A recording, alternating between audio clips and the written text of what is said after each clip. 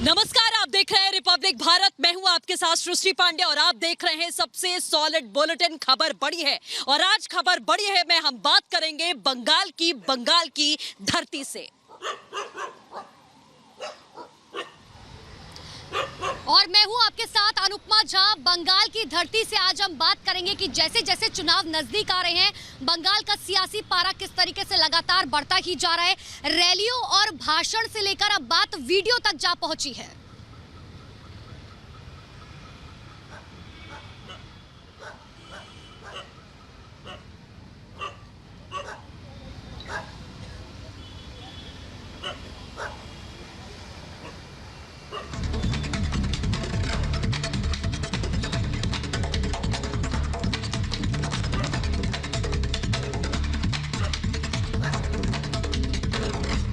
जी हाँ, तो लगातार रिपब्लिक भारत बात करता है आपकी। आज हम आपको सौरभ गांगुली से एक्सक्लूसिव बातचीत दिखाएंगे। भारत के पूर्व कप्तान और बीसीसीआई के अध्यक्ष, उनसे की गई रिपब्लिक बांग्ला की एक्सक्लूसिव बातचीत हम आप तक पहुंचाएंगे। लेकिन उससे पहले आपकी बात करेंगे, आपके विचारों की बात करेंगे, क्योंकि रिपब्लिक भारत विचार आपके मजबूती के साथ में उठाता है। तो जाइए, आप अपने विचार रखिए कू ऐप पर। आज का सवाल है कि क्या मिथुन चक्रवर्ती पर लगातार निजी सवाल उठाकर टीएमसी अपना सियासी नुकसान कर रही है? अभी जाइए और रखिए अपने विचार कू ऐप पर। बिल्कुल, इससे पहले कि आप अपने विचार रखें, इससे पहले हम आपको दिखाते हैं वो एक्सक्लूसिव बातचीत। दरअसल रिपब्लिक भारत के सहयोगी चैनल रिपब्लिक बांग्ला की लॉन्चिंग पर रिपब्लिक मीडिया नेटवर्क के editor in chief Arnab Goswami ने सौरभ गांगुली से खास बातचीत की, जिसमें सौरभ गांगुली ने हर बात का बड़ी ही बेबाकी से जवाब दिया। राजनीतिक मुद्दों पर अपनी बड़ी ही बेबाकी से उन्होंने जवाब दिया। सुनाते हैं आपको और दिखाते हैं कि आखिर उन्होंने क्या कुछ कहा रिपब्लिक भारत से बातचीत के वक्त। सुनिए।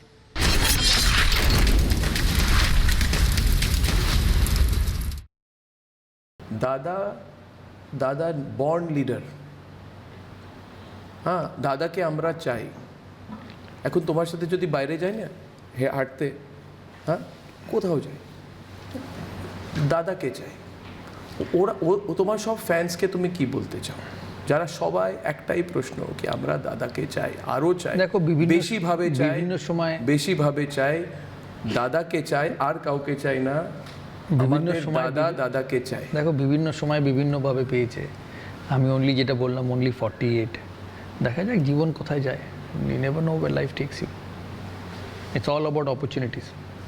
Life is all about opportunities. তুমি যখন টেলিগ্রাফি শুরু করো, তারপর থেকে তুমি এই ব্রডকাস্ট মিডিয়াতে এটা সুযোগ পেলে বলে, তারপর তুমি নিজের বিজনেস শুরু করলে, সেটা তুমি সুযোগ পেয়েছো বলে। So it's a gradual development for everybody. It's about opportunities. আমি মনে করি will see you as and when opportunities come. কি রুল আউট করছো? নাই, as and when opportunities come will see your life. Opportunity তুমি কিছু বললেই অপরচুনিটি এসে যাবে না, সেটা ভালোও লাগতে হবে। হ্যাঁ, সে কাজটা ভালোও লাগতে হবে। প্লাস দেখতে হবে যে how does it influence your life. এটা বললাম যে your thought processes change, you got children, you got family, how does it influence their life, how much time it takes away from your family, সেই সমস্ত কিছু বন্ধু বান্ধব, তারপরে it's a total impact on life. আর একটা প্রশ্ন কি অনেক লোকেরা ভাবে, হ্যাঁ এটা তোমাকে নিয়ে বলছি না, কি ওয়েদার তুমি জার্নালিস্ট বা তুমি মিডিয়াতে বা তুমি বলিউডে বা তুমি স্পোর্টসে বা তুমি অন্য কোনো অ্যাডভার্টাইজিংয়ে, অনেক লোকেরা ভাবে কি ultimately politics is the only profession. সেটা তুমি কি ভাবো সেভাবে? অনেক লোক ভাবে কি, আমি অনেকবার জিজ্ঞেস করি কি অনেক জার্নালিস্ট একটা টপ থেকে গিয়ে পলিটিক্সে ঢুকে, কারণ ওরা ভাবে কি পলিটিক্স ইজ দ্য ফাইনাল। তুমি কিভাবে দেখো নিজেকে, মানে প্রফেশনালি? আমি মনে করি দেখো, I think no work is big or small, I think how you do it is important, and I think that should remain. আমি প্রায় দেখি যে আরে এ তো সিনেমা করে, কেন পলিটিক্সে গেল? সো হোয়াট, যেতেই পারে, তার ভালো লাগতেই পারে। আর every profession has its advantages and disadvantages. আর মানুষের যেটা ভালো লাগা উচিত সেটাই করা উচিত। মানে ফট করে কোনো ডিসিশন অ্যানাউন্স করবে কি? ব্রেকিং নিউজ সময়ের সাথে দেখা যাক। এখন সময় জীবন কোথায় নিয়ে যায়, ইউ ডোন্ট নো। জীবন কোথায় নিয়ে যায় দেখা যাক। I don't know where life takes you.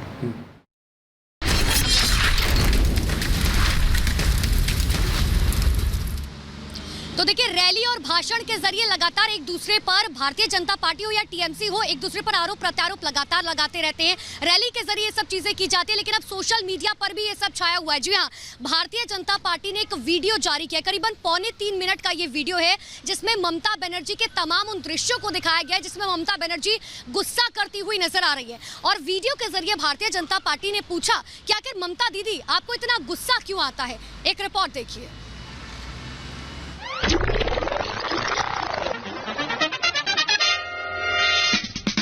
একটা পার্টি, একজন দানব আর একজন দৈত্য, একজন রাবণ আর একজন দানব, দুইজনে মিলে দেশ চালাচ্ছে। इतना गुस्सा क्यों? राग केन दीदी? कोथाय कोथाय घाल दो, ये तो राग केन दीदी? दीदी, ओ दीदी, राग ना करे, काजे मुक्ति। दीदी इतना गुस्सा क्यों? कहने को तो ये सिर्फ एक सवाल है जो बीजेपी पूछ रही है, पर असल में ये बीजेपी की चुनावी रणनीति का एक पहलू है। बीजेपी ने वीडियो जारी किया है जिसमें निशाने पर ममता बनर्जी हैं। कोशिश है कि जनता के सामने उनकी गुस्से वाली छवि बनाई जाए। দৈত্য, একজন রাবণ আর একজন দানব, দুইজনে মিলে দেশ চালাচ্ছে। दीदी, इतना गुस्सा क्यों? একজন দানব, इस वीडियो में ममता के उन बयानों को दिखाया गया है जब जब वो नाराज हुई। একজন রাবণ আর একজন দানব। अभी हाल ही में 23 जनवरी को कोलकाता के विक्टोरिया मेमोरियल में नेताजी सुभाष चंद्र बोस की 125वीं जयंती के कार्यक्रम में भी ममता गुस्सा हो गई थी। ये केन माथा बैठा? बातचीत न छातर माथा। तब पीएम मोदी भी वहां मौजूद थे। ममता जब मंच पर पहुंची तो उससे पहले जय श्री राम के नारे लगने लगे। इससे नाराज होकर ममता ने भाषण देने से ही इनकार कर दिया था। एक गवर्नमेंट का प्रोग्राम है, कोई पॉलिटिकल पार्टी का प्रोग्राम नहीं है, और पॉलिटिकल पार्टी का और गरम पब्लिक का प्रोग्राम है। निमंत्रित करके उसको बेइज्जत करना ये आपको शोभा नहीं देता है। मैं फिर आप लोगों को कहेंगे, यही on protest of that I am not telling anything, यही on protest of that I am not telling anything, यही on protest of that I am not telling anything. जय हिंद, जय बांग्ला। ममता अपने भाषणों में अमित शाह और प्रधानमंत्री पर तीखी टिप्पणी करती आई हैं। उसे भी बीजेपी ने इस वीडियो में शामिल किया है। একজন দানব আর একজন দৈত্য, একজন রাবণ আর একজন দানব। बीजेपी ने करीब 3.25 मिनट का एक वीडियो जारी किया है जिसमें ममता के गुस्से को ही हथियार बनाया गया है। ये वीडियो रैप फॉर्मेट में है और इस वीडियो को देखकर साफ तौर पर समझा जा सकता है कि भारतीय जनता पार्टी अब युवाओं से भी कनेक्टिविटी बढ़ाने की कोशिश कर रही है। ये तो राग केन दीदी? दीदी, ओ दीदी, राग न। बंगाल में बीजेपी ने अपना होमवर्क पूरी शिद्दत से किया है। युवाओं से जुड़ाव का मुद्दा हो या फिर बंगाली पहचान का, अपनी हर कमजोर कड़ी को वो मजबूती में बदलने की कोशिश कर रही है और तृणमूल कांग्रेस की हर कमजोरी को बढ़ा चढ़ाकर पेश कर रही है। पर इसका असर कितना होता है, ये धीरे धीरे चुनाव का रंग चढ़ने के साथ पता चलेगा। Bureau report, Republic Bharat. Kolkata के ब्रिगेड मैदान में मिथुन चक्रवर्ती ने बीजेपी का दामन थाम लिया। उसके बाद से ही सियासत लगातार गरमाई है। टीएमसी लगातार वार कर रही है। कभी मिथुन चक्रवर्ती को राज्यसभा में भेजने वाली टीएमसी आज उन्हें नक्सली कह रही है और टीएमसी के इस वार पर बीजेपी का भी पलटवार लगातार जारी है। देखिए रिपोर्ट।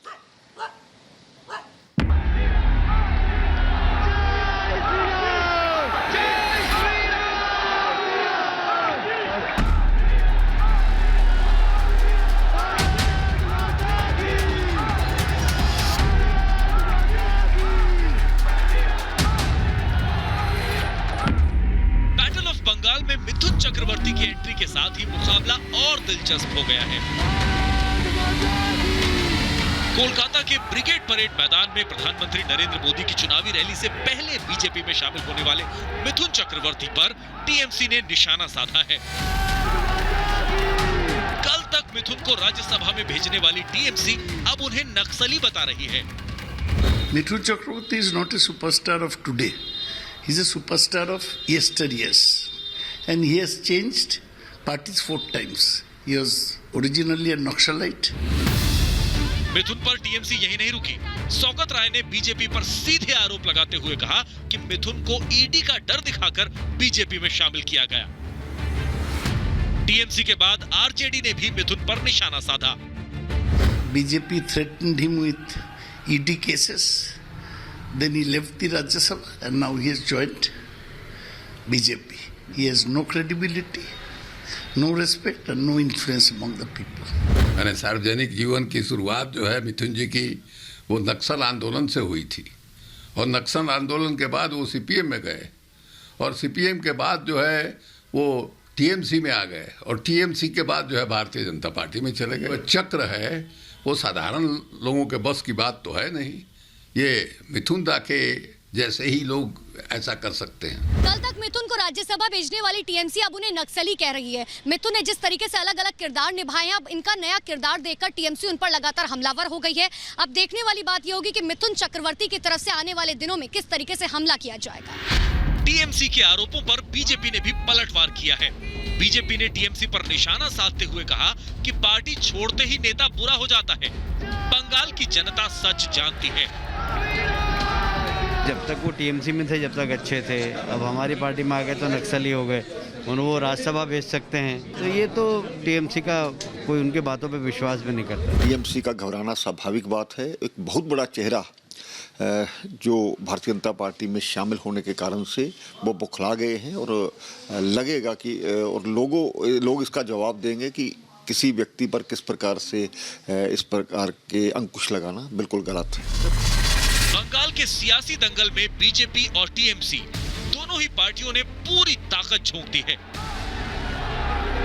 एक तरफ दीदी बीजेपी को सीधी चुनौती दे रही हैं, तो दूसरी तरफ उनका कुनबा हर दिन छोटा होता जा रहा है। मिथुन चक्रवर्ती को राज्यसभा भेजने वाली ममता की पार्टी आज उन्हें नक्सली बता रही है।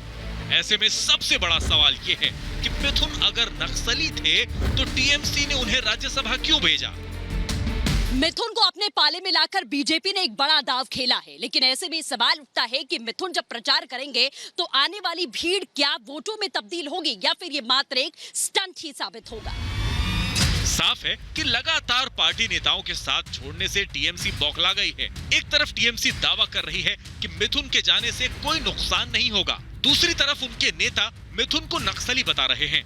इस बीच 12 मार्च से मिथुन ममता के खिलाफ मैदान में उतर रहे हैं। ऐसे में देखना यह है कि मैदान में मिथुन का जवाब टीएमसी कैसे देती है।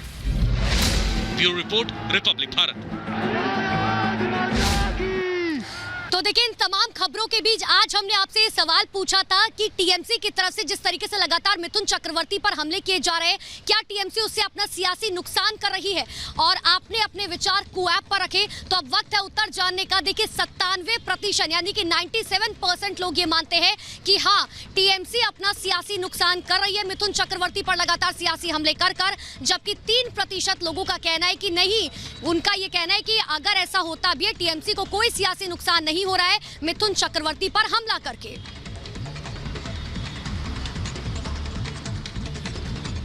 बिल्कुल, तो खबरों का सिलसिला लगातार जारी रहेगा। बने रहिए रिपब्लिक भारत के साथ।